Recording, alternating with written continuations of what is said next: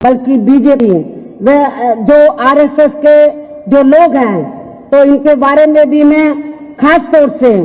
जो दलित वर्ग के लोग हैं, जो आदिवासी समाज के लोग हैं या अन्य पिछड़े वर्ग के लोग हैं जिनकी आबादी इस देश में बहुत ज्यादा है, मैं दलित, आदिवासी व अन्य पिछड़े वर्ग के लोगों को ये बताना चाहती हूँ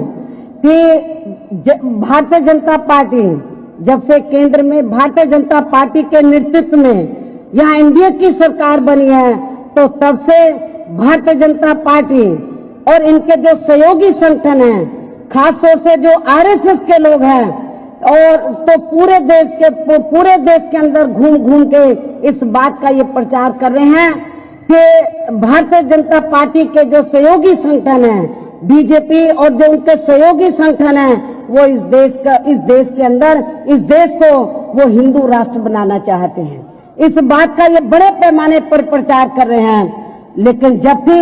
हमारा जो भारतीय संविधान में है वो धर्मनिरपेक्षता के आधार पर बना हुआ है, और बाबा परम पूज्य बाबा साहब डॉक्टर अंबेडकर ने जब इस देश का संविधान बनाया, इस बात को ध्यान में रखकर बनाया कि यहाँ पर केवल एक धर्म को मानने वाले लोग नहीं रहते हैं, विभिन्न धर्मों को मानने वाले लोग रहते हैं। यहाँ पर हिंदुओं के साथ साथ तो सिख,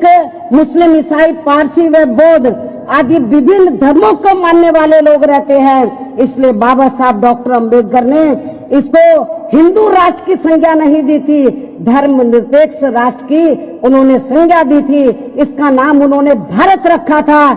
इसका नाम उन्होंने जो बीजेपी और आरएसएस के लोग हैं, तो इनके सोच के मुताबिक इसको वो उन्होंने हिंदू राष्ट्र की संज्ञा नहीं दी थी। तो इसलिए मैं आप लोगों को ये बताना चाहती हूँ, खास तौर से दलित, आदिवासी व अन्य पिछड़े वर्ग के लोगों को, यदि भारतीय जनता पार्टी तो आरएसएस की और इनके सहयोगी जो अन्य संगठन हैं उसके सोच के मुताबिक चलकर इस पूरे मुल्क को, पूरे देश को हिंदू राष्ट्र बना देती है, तो मैं आप लोगों को, दलित, आदिवासी और अन्य पिछड़े वर्ग के लोगों को ये कहना चाहती हूँ कि फिर आप लोगों का हित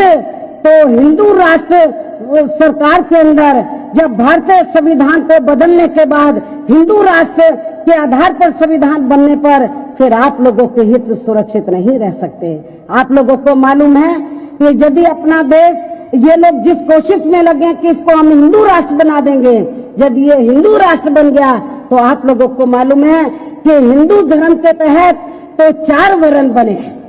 हिंदू धर्म के तहत जो 4 वर्ण बने हैं, तो चौथे वर्ण में तो शूद्र लोग आते हैं, जिसमें दलित, आदिवासी, अन्य पिछड़े वर्ग के लोग आते हैं, और चौथे वर्ण को, शूद्रों को,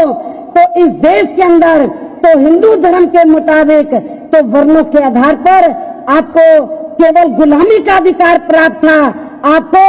शिक्षा, सरकारी नौकरियों में या राजनीति आदि में आगे बढ़ने का अधिकार नहीं था, केवल गुलामी का अधिकार आपको प्राप्त था। यदि ये देश हिंदू राष्ट्र बन जाता है तो आपको फिर से ये लोग अपना गुलाम और लाचार बना देंगे। इसलिए मेरा आप लोगों से कहना है, खासतौर से दलित, आदिवासी, अन्य पिछड़े वर्ग के लोगों से ये कहना है, आप लोगों को बाबा साहब डॉक्टर अंबेडकर की सोच को ध्यान में रखकर इस देश के अंदर भारतीय जनता पार्टी और आरएसएस की इस मंशा को कभी भी पूरा नहीं होने देने का है। आपको हिंदू राष्ट्र नहीं बनने देने का है। आप लोगों को बाबा साहब डॉक्टर अंबेडकर की सोच के मुताबिक यहाँ पर इसको धर्मनिरपेक्षी कोई इसको बनाते रखना है।